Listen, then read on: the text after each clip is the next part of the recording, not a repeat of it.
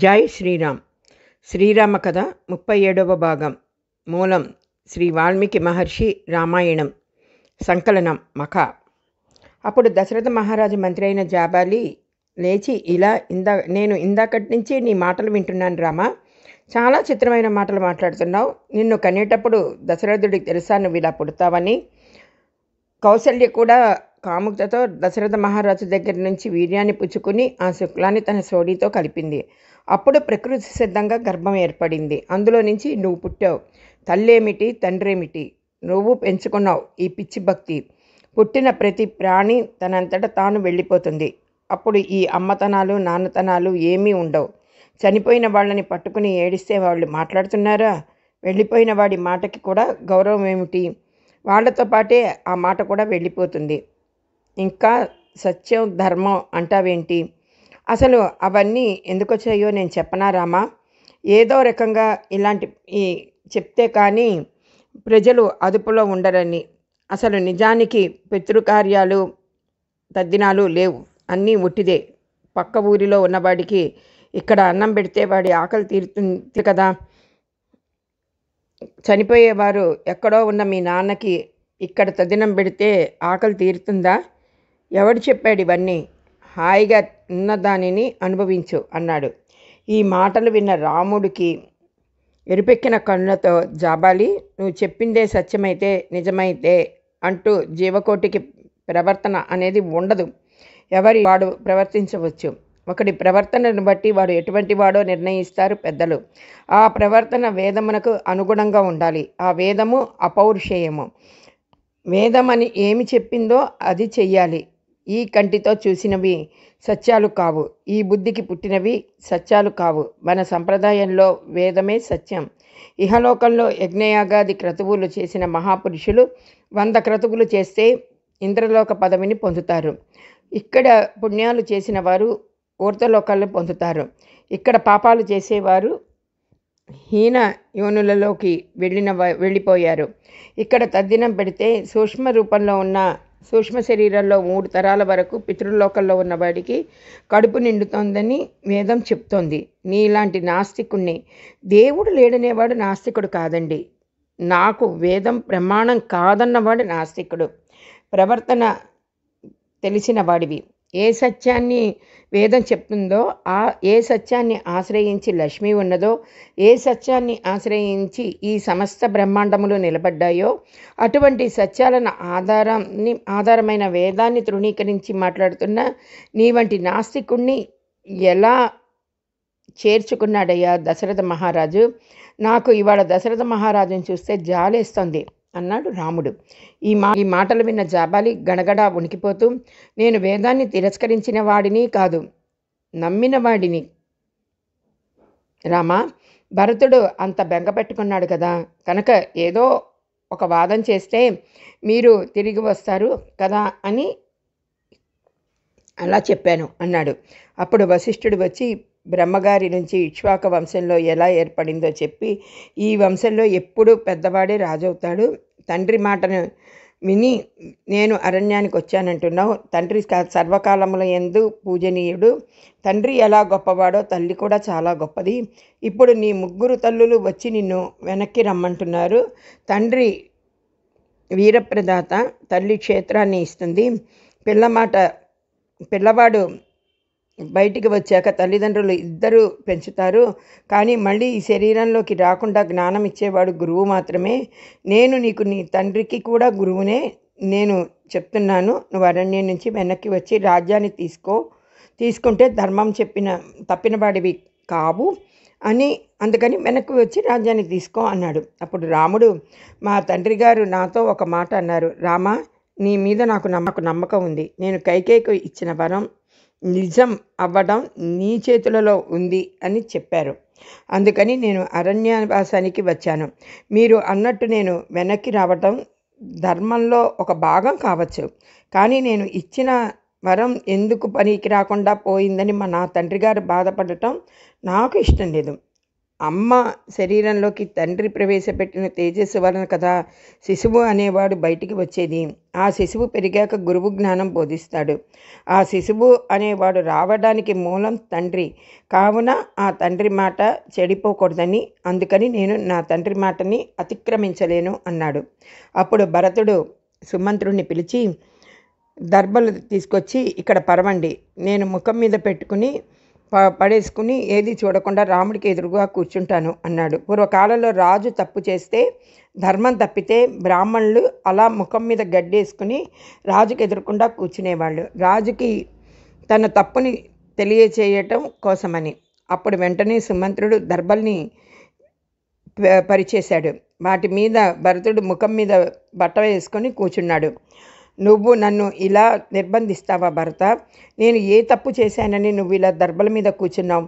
ఇలా బ్రాహ్మణుడు కూర్చుంటాడు. నువ్వు బ్రాహ్మణుడివి కాదు, క్షత్రియుడివి. క్షత్రుడివైన నువ్వు ఇలా కూర్చోవడం నీ మొదటి తప్పు. నా ఎడల ఏ తప్పు లేకపోయినా నువ్వు ఇలా కూర్చోవటం నీ రెండో తప్పు. కాబట్టి నువ్వు చేసిన ఈ దోషముల యొక్క పరిష్కారానికి లేచి ఆచమనం చెయ్యి. అలాగే ఒక ధార్మికుణ్ణి ముట్టుకో అన్నాడు రాముడు. అప్పుడు భరతుడు లేచి ఆచమనం చేసి రాముణ్ణి ముట్టుకున్నాడు. తర్వాత ఆయన అక్కడికి పౌరులందరినీ పిలిచి, రాముడు ఎంత చెప్పినా రానంటున్నాడు, అందుకని నేను కూడా ఇక్కడే రాముడితో ఉండిపోతాను. లేకపోతే నా బదులు రాముడు రాజ్యం పాలన చేస్తాడు. నేను అరణ్యాలలో ఉంటాను అన్నాడు. ఈ మాటలు విన్న రాముడు నవ్వి, భరత, అలా మార్చుకోవటం కుదరదు. నాన్నగారు నిన్ను అరణ్యాలకు వెళ్ళమని చెప్పలేదు. 14 సంవత్సరాలు పూర్తయ్యాక నేను తిరిగి వచ్చి రాజ్యపాలన చేస్తాను. అప్పటి వరకు నువ్వే రాజ్యాన్ని పరిపాలించు అన్నాడు. అక్కడ ఉన్న ఋషులు భరతుడి దగ్గరికి వచ్చి, రాముడు చెప్పినట్టు నువ్వు రాజ్యాన్ని పరిపాలించు అన్నారు. అప్పుడు భరతుడు, నాకు ఈ రాజ్యం వద్దు, ఈ రాజ్యాన్ని నువ్వే పరిపాలించు అని రాముడు పాదాల మీద పడ్డాడు. చంద్రుడికి వెన్నెల లేకుండా పోవచ్చు, హిమాలయ పర్వతాల నుంచి జలం రాకుండా ఆగిపోవచ్చు, సముద్రం చెలియలికట్ట దాటవచ్చు, కానీ నేను నా ప్రతిజ్ఞను మాత్రం మానను అని రాముడన్నాడు. ఆ సమయంలో వశిష్ఠుడు లేచి, అయితే రామ, సరైన రాజ్యాన్ని భరతుడు ఈ 14 సంవత్సరాలు పరిపాలిస్తాడు. నువ్వు తిరిగి వచ్చాక నీకు ఇస్తాడు అని చెప్పి తాను తీసుకొచ్చిన బంగారు పాదకులు భరతుడికి ఇచ్చి, భరత, ఈ పాదుకలు మీద రాముడిని ఒకసారి ఎక్కి దిగమను. ఇక నుంచి అయోధ్యని ఈ పాదుకలు పరిపాలిస్తాయి అన్నాడు. వశిష్ఠుడు త్రికాలవేది. ఆయనకి ముందే తెలుసు రాముడు తిరిగి రాడని. అందుకని తనతో పాటు బంగారు పాదుకలను తీసుకువచ్చాడు. భరతుడు ఆ బంగారు పాదుకలకి నమస్కరించి వాటిని రాముడి పాదాల దగ్గర పెట్టాడు. అప్పుడు రాముడు ఒకసారి వాటి మీద ఎక్కి దిగాడు. అప్పుడు భరతుడు సంతోషంగా ఆ పాదుకలను తన శిరస్సు మీద పెట్టుకొని శత్రుఘ్నుడితో కలిసి తిరిగి అయోధ్యకి పయనమయ్యాడు. అయోధ్యకి రాముడు పాదుకలని భరతుడు తన శిరస్సు మీద పెట్టుకున్నాక 14 సంవత్సరాల తర్వాత రాముడు తిరిగి రాకపోతే నేను నా శరీరాన్ని అగ్నిలో విడిచిపెట్టేస్తాను అని ప్రతిజ్ఞ చేశాడు. వెళ్ళాక ఆ పాదుకలకి సింహాసనం మీద పెట్టి తాను ఏ పని చేసినా ఆ పాదుకలకి చెప్పి చేసేవాడు. ఆ పాదుకలతో రాముణ్ణి చూసుకుంటూ గడిపాడు. తర్వాత రాముడి దగ్గర అక్కడే ఉండటం ఏమిటంటే, తాపసులంతా వచ్చి, ఇక్కడ దగ్గరలో కరుడు అనే రాక్షసుడు ఉన్నాడు, నువ్వు ఇక్కడికి వచ్చి తిరుగుతున్నావని తెలిసి నీ మీద ఏ క్షణానైనా దండయాత్ర చేయడానికి సిద్ధపడుతున్నాడు. ఇప్పటికే వాడు మమ్మల్ని రోజు కష్టపెడుతున్నాడు. అందుకని మేము ఇక్కడ ఉండకుండా దూరంగా వేరొక వనానికి వెళ్ళిపోతున్నాము. కావున నువ్వు కూడా మాతో వస్తావా అని అడిగారు. ఇక్కడికి భరతుడు, శత్రుఘ్నుడు, కౌసల్య, సుమిత్ర, కైకేయి వచ్చారు. ఇక్కడే ఉంటే నాకు వాళ్ళు బాగా జ్ఞాపకం వస్తుంటారు. ఇక్కడికి వచ్చిన సైన్యంలోని జంతువులన్నీ మలమూత్రాలన్నీ విసర్జించటం వలన ఈ ప్రదేశం శౌచ్యం కోల్పోయింది అని రాముడు తన మనసులో అనుకుని సీతాలక్ష్మణులతో కలిసి ఆ తాపసులతో బయలుదేరాడు. అలా కొంత దూరం పయనించాక వారు అత్రి మహర్షి ఆశ్రమానికి చేరుకున్నారు. నా భార్య పేరు అనసూయ, కర్దమ ప్రజాపతి దేవహుతిల కుమార్తె. ఆమె చాలా వృద్ధురాలు. ఆవిడ ఒకసారి దేవతల కోసం 100 రాత్రులను కలిపి ఒక రాత్రిని చేసింది. దేశంలో 10 సంవత్సరాల పాటు క్షామం వస్తే ఎండిపోయిన గంగానదిని తన తపశ్శక్తితో ప్రవహించేటట్టు చేసింది. ప్రజలందరికీ అన్నం పెట్టింది. ఆమె 10,000 సంవత్సరాలు పాటు ఘోరమైన తపస్సు చేసింది. సర్వభూతములు చేత నమస్కరించటానికి యోగ్యురాలు. రామ, సీతమ్మను ఒకసారి అనసూయ చూస్తుంది. కనుక ఆమె దగ్గరికి ఒకసారి పంపించు అని అన్నాడు. తన దగ్గరికి వచ్చిన సీతమ్మని తీసుకువెళ్ళి తన ఒళ్ళో కూర్చోబెట్టుకుని అనసూయ ఇలా అంది. సీత, నువ్వు మహాపతివ్రతవి. భర్తని అనుగమించి అరణ్యానికి వచ్చావని విన్నాను. ఆయన దుర్మార్గుడే కావచ్చు, ధనం లేనివాడే కావచ్చు, హీనుడే కావచ్చు, పతితుడే కావచ్చు, గుణములు లేనివాడు కావచ్చు, కానీ స్త్రీకి పతియే దైవము అని నేను విశ్వసిస్తున్నాను. నీ అభిప్రాయం కూడా చెప్పు అని అడిగింది. అప్పుడు సీతమ్మ, నేను పుట్టింట్లో ఉన్నప్పుడు నాకు ఈ మాట చెప్పారు. పాణిగ్రహణం చేయించేటప్పుడు కూడా ఈ మాట చెప్పారు. అత్తవారింటికి వచ్చాక కౌసల్య ఈ మాట చెప్పింది. అరణ్యాలకు బయలుదేరే ముందు కూడా కౌసల్య ఈ మాట చెప్పింది. కానీ నా అదృష్టం ఏమిటంటే అమ్మ, నాన్న, సోదరులు, గురువు ఎలా ప్రేమిస్తారో నా భర్త నన్ను అలా ప్రేమిస్తాడు. గొప్ప ధర్మం తెలుసున్నవాడు, జితేంద్రియుడు. ఇటువంటి భర్త లభిస్తే అతనిని ప్రేమించటంలో గొప్ప ఏముంటుందమ్మా అన్నది. సీతమ్మ మాటలకి ఎంతో సంతోషించిన అనసూయ కొన్ని కానుకలను ఇస్తూ, సీత, నీవు కొన్ని బట్టలు ఇస్తున్నాను, ఇవి ఎప్పుడూ నలగవు. కొన్ని పువ్వులు ఇస్తున్నాను, ఇవి ఎప్పుడూ వాడవు. అంగరాగములని ఇస్తున్నాను, ఇవి ఎప్పుడూ వాసన తగ్గవు. ఇవి నువ్వు పట్టుకుంటే నీ భర్తను నేను చూడగానే ఆనంద పొందుతాడు. లక్ష్మీదేవి శ్రీ మహావిష్ణువుని సంతోషపెట్టినట్టు నువ్వు ఇవి పెట్టుకుని నీ భర్తని సంతోషపెట్టు. కాబట్టి ఇవి కట్టుకొని ఒకసారి రాముడికి కనపడు అంది.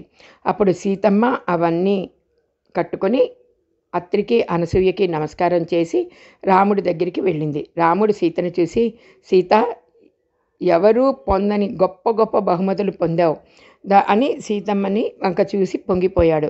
తర్వాత అనసూయ సీతమ్మని తన దగ్గర కూర్చోబెట్టుకుని, నీ పెళ్లి గురించి వినాలని ఉంది, నాకు చాలా కోరికగా ఉంది, నాకు నీ కళ్యాణం గురించి చెప్పు అన్నది. అప్పుడు సీతమ్మ, జనక మహారాజు భూమిని దున్నుతుంటే నాగలి చాలుకి తగిలి పైకి వచ్చాను కాబట్టి నన్ను సీత అని పిలిచారు.